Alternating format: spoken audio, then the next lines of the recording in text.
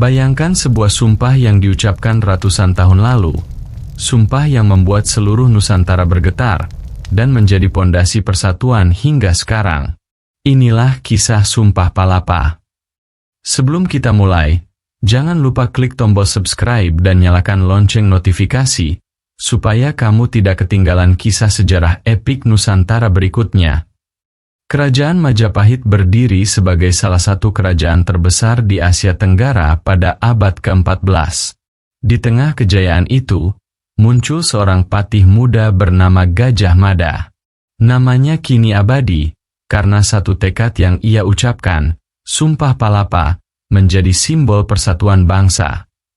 Tahun-tahun awal abad ke-14 adalah masa penuh gejolak bagi kerajaan Majapahit. Setelah didirikan oleh Raden Wijaya pada 1293, Majapahit sempat berkembang pesat. Namun, kejayaan itu goyah ketika Raja Jayanegara memimpin. Jayanegara dikenal lemah dalam kepemimpinan. Ia dikelilingi intrik, perebutan kekuasaan, dan pemberontakan dari dalam kerajaan sendiri. Salah satu yang paling terkenal adalah pemberontakan Kuti pada tahun 1319, yang hampir saja meruntuhkan Majapahit. Dalam kekacauan itu, muncul seorang pemuda tangguh bernama Gajah Mada, yang dengan cerdik dan berani membantu menyelamatkan sang raja. Namun, setelah Jayanegara wafat pada 1328, tahta Majapahit jatuh ke tangan adiknya, Tribhuwana Tunggadewi, yang naik tahta sebagai ratu. Keputusan ini menimbulkan pro dan kontra di kalangan bangsawan, karena jarang sekali seorang perempuan menjadi penguasa besar. Di tengah pergolakan politik itu, Majapahit juga menghadapi ancaman dari luar, kerajaan-kerajaan tetangga yang menolak tunduk, bajak laut yang menguasai jalur perdagangan laut, serta perebutan pengaruh dengan kerajaan-kerajaan lain di Nusantara. Kerajaan bagaikan perahu besar yang sedang terombang-ambing di lautan badai. Apakah Majapahit akan tenggelam dalam konflik, atau bangkit menjadi kerajaan yang disegani? Disinilah panggung sejarah menunggu seorang tokoh yang kelak akan mengubah segalanya. Nama Gajah Mada mulai dikenal luas setelah pemberontakan Kuti. Saat itu, ia masih seorang prajurit biasa di pasukan Bayangkara, pengawal pribadi raja. Ketika pemberontak berhasil merebut istana dan Raja Jayanegara terdesak, Gajah Mada menunjukkan kecerdikan luar biasa. Ia mengevakuasi raja keluar dari keraton dengan taktik penyamaran, lalu menyusun strategi untuk menumpas pemberontakan. Dengan keberanian dan kecerdikan itu, Gajah Mada berhasil mengembalikan Majapahit dari ambang kehancuran. Sejak saat itulah ia dipandang sebagai sosok yang tak hanya kuat secara fisik, tetapi juga cerdas dan setia pada kerajaan. Karirnya pun menanjak cepat. Ia diangkat menjadi Patih Kahuripan, lalu Patih Daha, dua wilayah penting dalam struktur Majapahit. Reputasinya sebagai pemimpin yang disiplin, tegas, dan visioner semakin menguat. Namun, jalan menuju puncak tidak mudah. Banyak bangsawan menaruh curiga pada dirinya. Mereka menganggap Gajah Mada hanyalah orang biasa, bukan keturunan darah biru. Apakah pantas seorang rakyat jelata memegang jabatan tinggi dalam kerajaan sebesar Majapahit? Tetapi sejarah memiliki caranya sendiri. Pada tahun 1336, Ratu Tribhuwana Tunggadewi mengambil keputusan berani, mengangkat Gajah Mada sebagai Mahapatih Amangkubhumi, jabatan tertinggi di pemerintahan setelah raja. Pengangkatan itu menjadi titik balik. Di hadapan raja, bangsawan, dan rakyat Majapahit, Gajah Mada berdiri tegap, siap mengucapkan sumpah yang akan mengguncang sejarah Nusantara. Hari itu, tahun 1336, Istana Majapahit dipenuhi para bangsawan, pejabat, dan prajurit. Upacara pengangkatan Mahapatih Amangkubhumi akan segera dimulai. Semua mata tertuju pada satu sosok, Gajah Mada, lelaki perkasa yang lahir bukan dari keturunan bangsawan, namun berhasil menapaki jalan menuju jabatan tertinggi setelah raja. Dengan langkah mantap, ia maju ke hadapan Ratu Tribhuwana Tunggadewi. Suasana hening. Para hadirin menunggu kata-kata yang akan diucapkan sang pati baru. Dan tiba-tiba, Gajah Mada mengucapkan sumpah yang mengejutkan semua orang. Suaranya tegas, menggelegar di dalam balairung, bahwa ia tidak akan amuk tipalapa, tidak akan menikmati rempah, kemewahan, atau kesenangan duniawi, sebelum ia berhasil menaklukkan dan menyatukan seluruh Nusantara di bawah Panji Majapahit.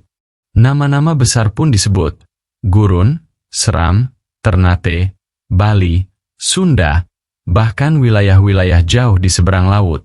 Ia berjanji tidak akan berhenti sebelum semua itu tunduk pada Majapahit. Hadirin terperangah. Ada yang terkesima, ada yang menganggap itu omong kosong. Para bangsawan saling berbisik, bahkan sebagian menertawakan tekad gila itu. Bagaimana mungkin seorang manusia, meski setangguh Gajah Mada, bisa menyatukan kerajaan-kerajaan sebesar dan sejauh itu? Namun, Gajah Mada berdiri tegak. Tatapan matanya tidak goyah.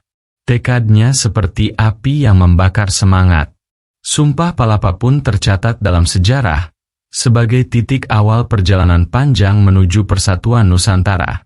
Setelah Gajah Mada mengucapkan Sumpah Palapa, balairung Majapahit pecah oleh bisikan dan gumaman. Sebagian bangsawan terdiam, tidak percaya dengan keberanian sumpah itu. Bagi mereka, ucapan Gajah Mada hanyalah kesombongan. Bagaimana mungkin seorang patih, meskipun hebat, bisa menyatukan wilayah sejauh itu? Kata sebagian. Ada pula yang sinis. Ia hanya mencari perhatian. Nusantara terlalu luas, terlalu banyak raja, terlalu banyak perbedaan.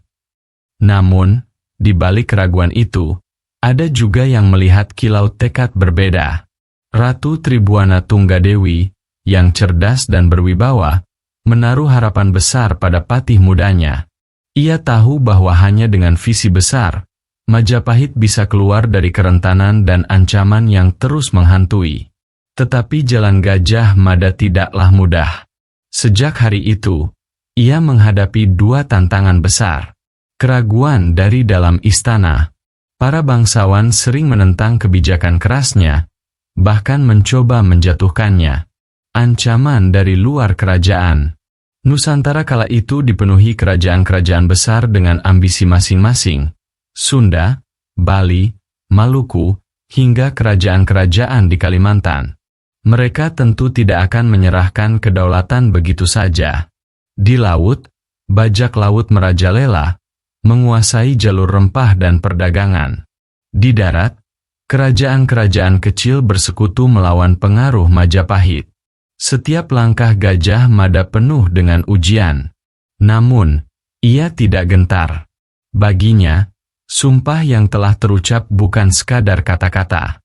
Itu adalah janji pada dirinya sendiri, pada rajanya, dan pada tanah airnya. Dan dari sinilah dimulai perjalanan panjang, diplomasi yang licin, peperangan yang sengit, serta strategi cerdas yang perlahan membawa satu persatu wilayah Nusantara tunduk pada Majapahit. Sumpah telah diucapkan, tekad telah dinyatakan. Kini Gajah Mada harus membuktikan kata-katanya. Langkah pertamanya adalah meneguhkan kekuatan Majapahit di sekitar Jawa. Dengan strategi militer yang cermat dan diplomasi yang lihai, ia memastikan kerajaan-kerajaan kecil di sekitar Majapahit tunduk atau bersahabat. Setiap aliansi, setiap perjanjian, dan setiap kemenangan menjadi batu pijakan menuju cita-cita besar. Tidak lama kemudian, ekspedisi demi ekspedisi dilancarkan. Bali ditaklukkan dan dipersatukan dengan Majapahit. Lombok dan Sumbawa perlahan masuk dalam pengaruh. Kerajaan-kerajaan di Kalimantan dan Maluku mulai merasakan hembusan bayang-bayang Majapahit. Bahkan jalur perdagangan rempah yang sebelumnya dikuasai bajak laut, perlahan dikendalikan kembali. Nama Gajah Mada kian disegani. Bagi sebagian, ia adalah pemimpin yang keras dan ambisius. Namun bagi banyak prajurit dan rakyat, ia adalah simbol harapan. Meskipun jalan masih panjang, satu hal jelas, Sumpah Palapa bukan lagi sekadar kata-kata kosong. Ia telah menjelma menjadi gerakan nyata yang perlahan mengubah wajah Nusantara. Majapahit kini mulai dikenal bukan hanya sebagai kerajaan Jawa, melainkan sebagai kekuatan maritim terbesar di Asia Tenggara. Dan di balik itu semua, berdirilah seorang patih yang dengan tekadnya menyalakan api persatuan. Dengan bab ini, kisah Sumpah Palapa mencapai tonggak awal kejayaan, meskipun kita tahu jalan panjang penuh intrik, peperangan, dan pengkhianatan masih menunggu di kemudian hari. Dari Balairung Istana Majapahit di tahun 1336, gema Sumpah Palapa terus bergema hingga ratusan tahun kemudian. Gajah Mada, seorang patih yang bukan bangsawan, berani bermimpi besar, menyatukan kepulauan luas yang berbeda bahasa, adat, dan kerajaan di bawah satu panji. Banyak yang meragukan, banyak yang menentang. Namun tekad yang ia ucapkan bukanlah sekadar janji kosong. Perlahan, satu demi satu wilayah Nusantara masuk dalam pengaruh Majapahit. Dari Jawa, Bali, Kalimantan, Maluku, hingga bagian lain kepulauan ini. Sumpah Palapa bukan hanya tentang penaklukan. Ia adalah simbol persatuan, bahwa bangsa yang tersebar di lautan luas mampu disatukan oleh visi yang sama. Hingga kini, ratusan tahun setelah Majapahit runtuh, semangat itu tetap hidup. Kita mengenalnya dalam semboyan Bhinneka Tunggal Ika, berbeda-beda tetapi tetap satu, yang lahir dari zaman Majapahit dan masih menjadi perekat bangsa Indonesia. Jadi, ketika kita menyebut nama Gajah Mada, kita tidak hanya mengingat seorang patih atau seorang panglima. Kita mengingat sebuah tekad, sebuah sumpah, dan sebuah warisan, persatuan. Terima kasih sudah mengikuti kisah ini. Jika kamu suka dengan cerita sejarah Nusantara seperti ini, jangan lupa like, komen, dan subscribe agar tidak ketinggalan kisah-kisah epik lainnya. Sampai jumpa di cerita berikutnya.